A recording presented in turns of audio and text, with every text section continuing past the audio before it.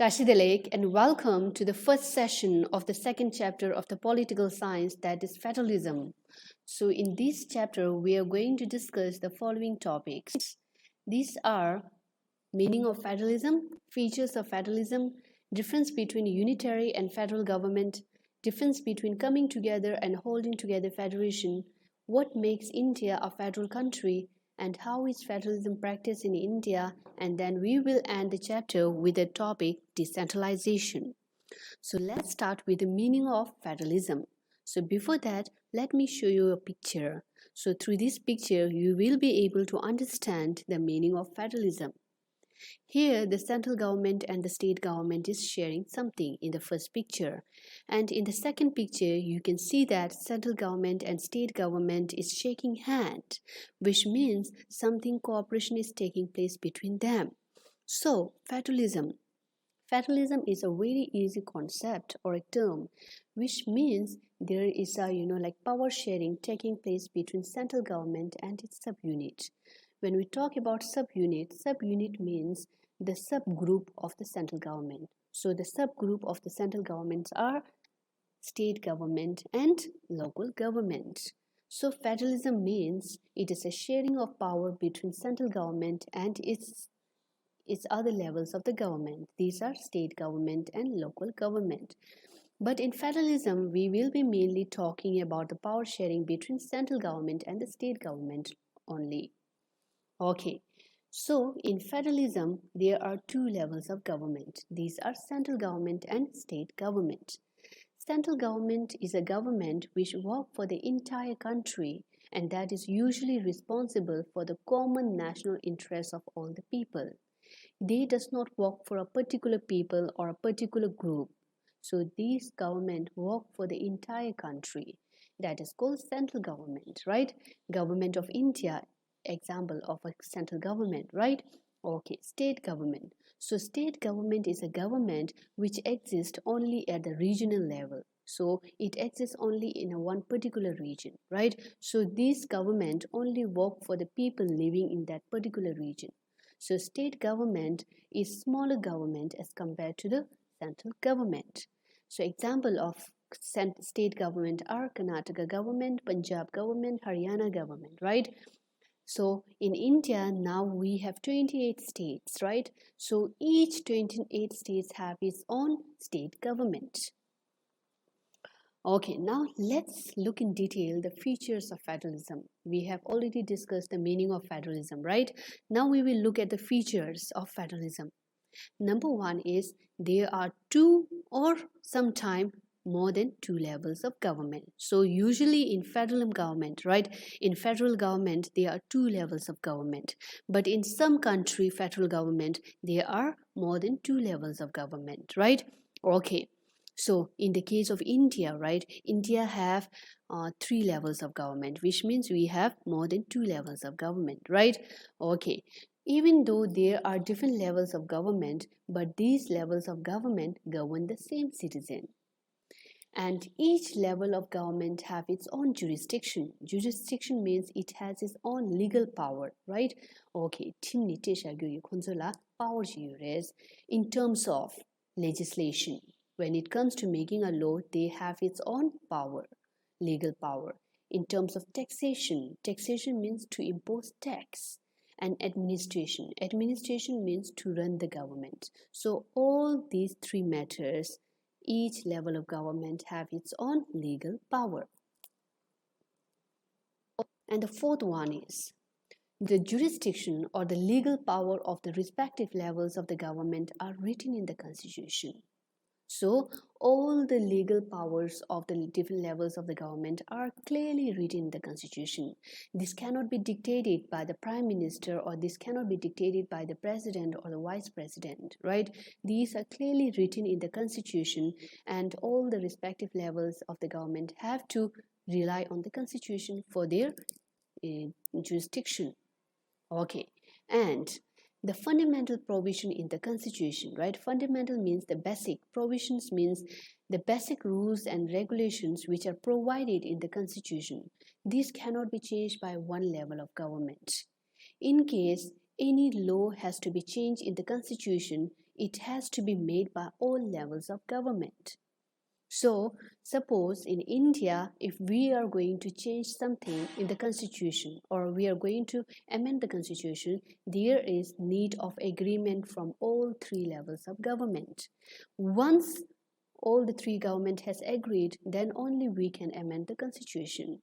So, next one is court have the power to interpret the constitution. Only court have the power to explain the constitution. Whatever rules and regulation is given in the constitution, this can be explained only by the court. And the highest court in the country is Supreme Court.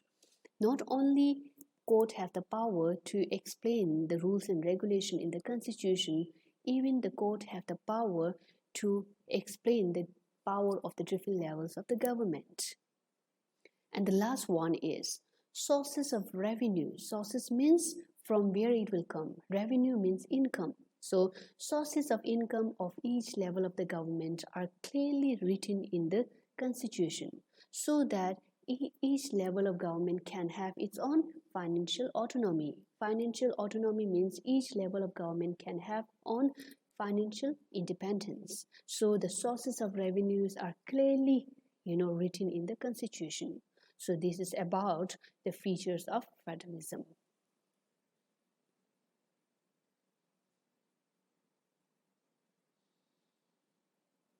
The second topic that we are going to discuss now is the differences between the federal government and the unitary government.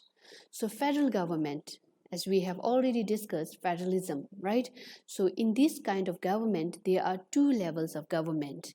And sometimes there are more than two levels of government, right? Here in this government, state government are independent. State government are independent means in this government, state government have the power to take decision by themselves regarding their state affairs. In this government, central government cannot order the state government to do something. At the same time, central government cannot take decisions on the behalf of the state government. Now coming to the unitary government. Unitary government is totally opposite to the federal government. In unitary government, there is only one level of government. And sometimes there can be two levels of government. The second level of the government, that is state government. State government is totally under the control of central government, which means central government take decisions on behalf of the state government. At the same time, central government can also order the state government to do something. So that is all about the differences between the federal government and the unitary government. Now coming to the next topic, that is two roots of federation. So these are the two routes or two ways through which federation can be formed. That is coming together and holding together. So coming together, it is a situation in which in a country where the independent state has come together to form a bigger group. They has formed a bigger group so that they can increase their security, right? Here, all the state which has come together as a one group has the equal power. So example of coming together are USA, Switzerland, Australia. So these are the example of coming together because all these country, in this country, all the states have come together as a one group and all the states share a one equal power. And then we have holding together. Holding together is a situation which exists mainly in the large country. So this type of federation exists only in the large country. So large country like India has decided to share power between the central government and its subunit, that is state government. Here, the central government is more powerful than the state government. At the same time, state government, all the state government do not have a equal power. Some state government has more power and some state government has less power. Example is Jammu and Kashmir states have more power than the other states of the India.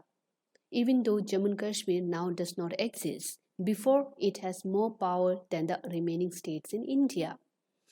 At the same time, there are some regions in India which has very less power. that is union territories. These are the territories which are totally under the control or totally run by the central government. These areas do not have their own government, so they do not have power, right? So that is called holding together. So holding together federation example are India, Belgium, and Spain. So that is all about the coming together and holding together federation. Now coming to the last topic, that is objective of federalism. Why federalism has been brought, or why federalism has been introduced. So the main objective number one is to protect the unity of the country. Federalism has been introduced so that in order to protect the unity of the country. Second one is federalism has been introduced so that we can accommodate the different peoples in a one country, right? To accommodate means to bring together all the regional diversity, right? Diversity in terms of region. So to bring all this together, federalism has been promoted or federalism has been introduced. So this is the two main objective of federalism. So this is for the like today's class, and I'll see you in the next class. Till then, stay safe. And for the homework, you have to find out few more examples of holding together federation and coming together federation. So bye bye.